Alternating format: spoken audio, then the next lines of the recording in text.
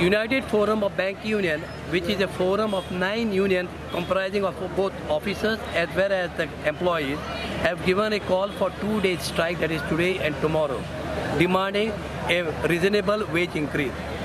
Our settlement, which is a 5-year settlement, expired in October 2017, and we were from November 2017 a new settlement is due for us. We have submitted our charter of demands to the IBA, that is Indian Banks Association, asking them to come forward and negotiate. Now every time there is a settlement takes place like a bipartite between the United Forum and the IBA. This time, in spite of around 15 discussions and negotiations, IBA was not coming forward to settle this demand as early as possible. But suddenly, on the 5th of May, IBA said we can give you maximum 2% increase. Now last settlement was at around 15% increase. It is not just a question of 2% or 4% or 10%. We find that is totally insulting because bank employees have been working under various pressure. Our job profile has changed. Our risk responsibilities, accountability has changed. There's a lot of pressure of work. Lot of government work also we have taken up.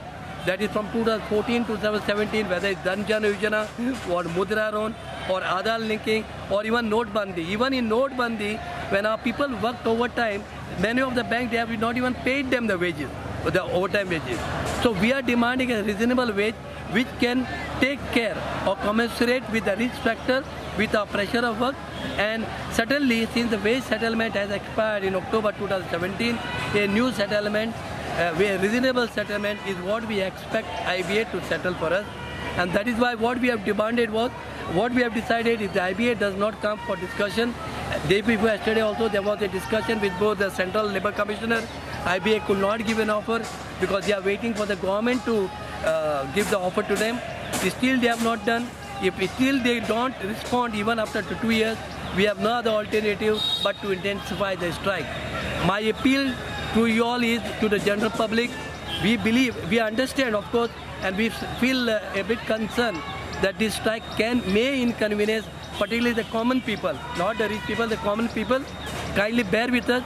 This is our justified demand, which and it is something that we ourselves are sacrificing because every time we go on strike, we have our wages cut. It's not something that we are earning. So please cooperate and support us in this justified reasonable demand. How many such bank unions? You said 9. 9. See, what happened? There are 5 unions of the bank employees and 4 unions of the officers. It comprises of all the national banks, some of the private banks and some of the foreign banks also.